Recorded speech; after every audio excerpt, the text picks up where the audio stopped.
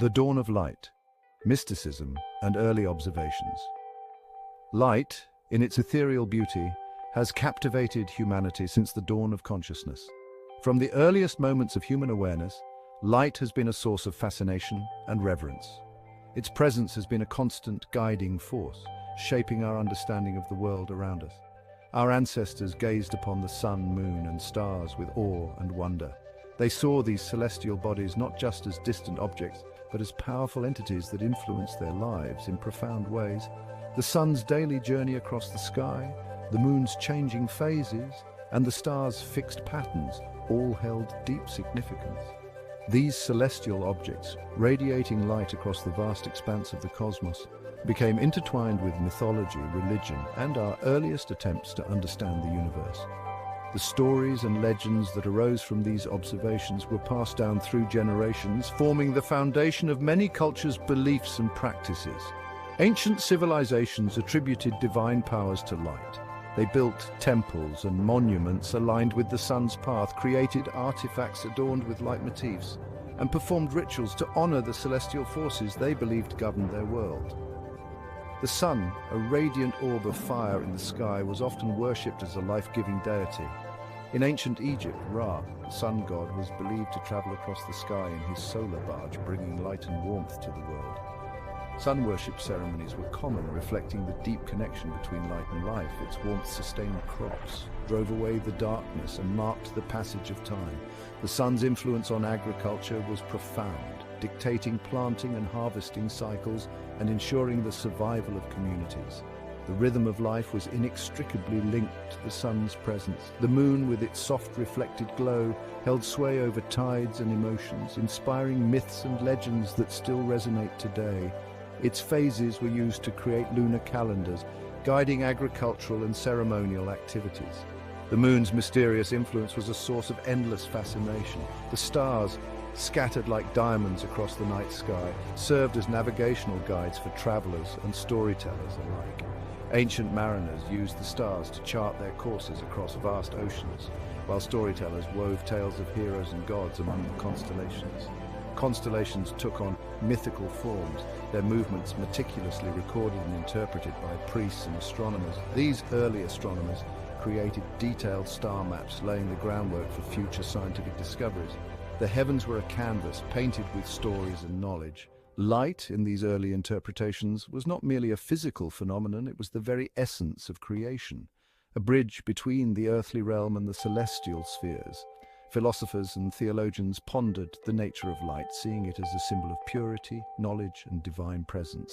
These early observations, though steeped in mysticism, marked the beginning of humanity's long quest to understand the nature of light.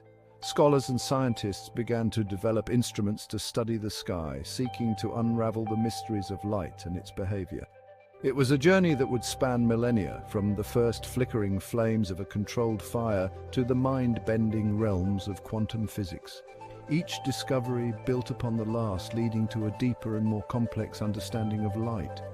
Today we continue to explore its mysteries, pushing the boundaries of science and technology. Taming the flame, fire as humanity's first light source. The story of fire is the story of human progress, a tale of survival, innovation, and the relentless quest for mastery over the elements. While the heavens declared the glory of light on a cosmic scale, with stars and galaxies painting the night sky in a celestial dance, it was fire that brought light under human control.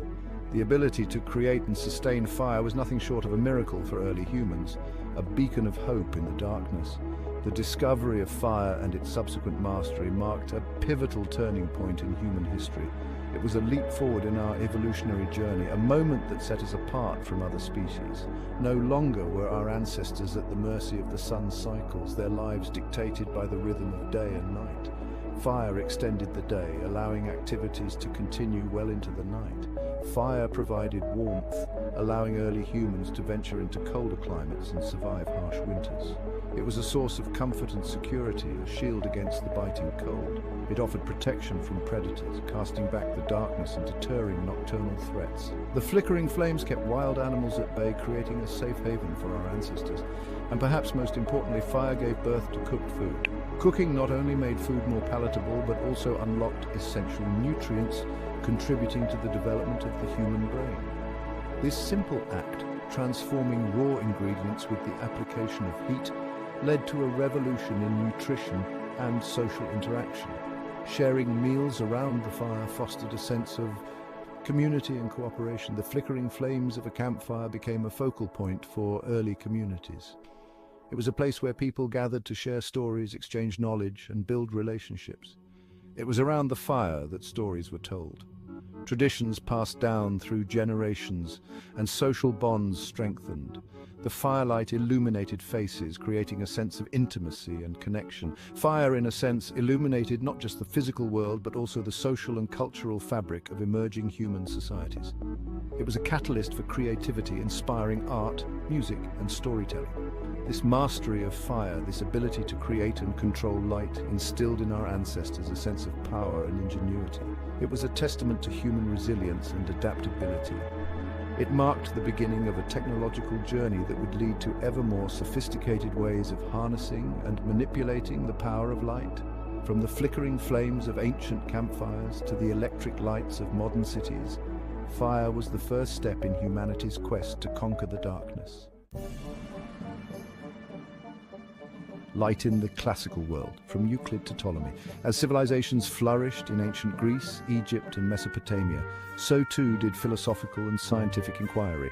The nature of light intrigued thinkers like Euclid, Pythagoras, and Ptolemy, who laid the groundwork for the science of optics. Euclid, renowned for his work in geometry, explored the properties of light reflection. His law of reflection, stating that the angle of incidence equals the angle of reflection, remains a fundamental principle in optics today. Pythagoras, famous for his mathematical theorem, proposed that vision involved rays emanating from the eye and interacting with objects. While this theory proved incorrect, it highlighted the growing interest in understanding how we perceive light and the visual world. Ptolemy, a Greco-Egyptian astronomer and mathematician, conducted extensive studies on refraction, the bending of light as it passes from one medium to another. His observations and measurements, though not always accurate, contributed to the growing body of knowledge about light's behavior.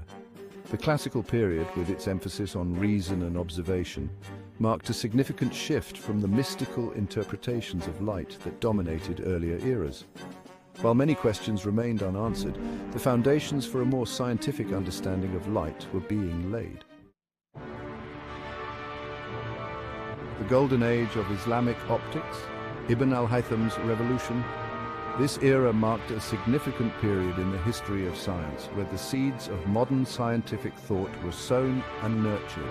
The torch of scientific inquiry passed down from the classical world found fertile ground in the Islamic Golden Age. Scholars from various parts of the Islamic Empire gathered in centers of learning, such as Baghdad's House of Wisdom, to translate, study, and expand upon the knowledge of ancient civilizations.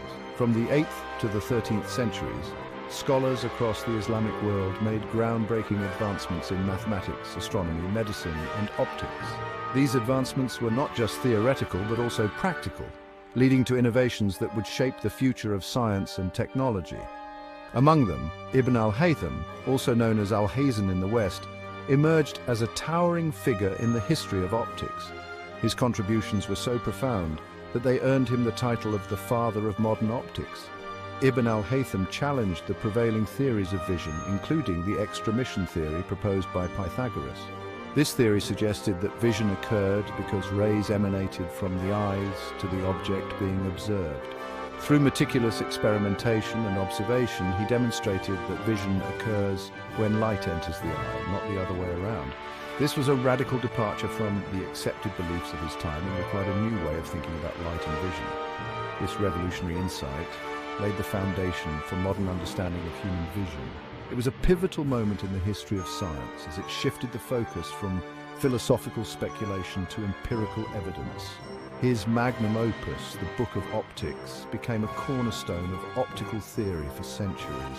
This comprehensive work covered a wide range of topics, from the nature of light to the mechanics of vision, and it was used as a reference by scholars for generations. In it, he explored the principles of reflection, refraction, and the formation of images, conducting experiments with lenses, mirrors, and camera obscura. His detailed descriptions and systematic approach to experimentation set new standards for scientific research. Ibn al-Haytham's work not only advanced our understanding of light, but also emphasized the importance of empirical evidence and the scientific method. He insisted that theories must be tested through experiments and observations, a principle that remains central to scientific inquiry today. His legacy extended far beyond the Islamic world, influencing European scholars like Roger Bacon and Johannes Kepler, who would build upon his insights in the centuries that followed. These scholars recognized the value of Ibn al-Haytham's work and used it as a foundation for their own discoveries. The golden age of Islamic science, with Ibn al-Haytham at its forefront, illuminated the path towards a more complete understanding of light and its properties.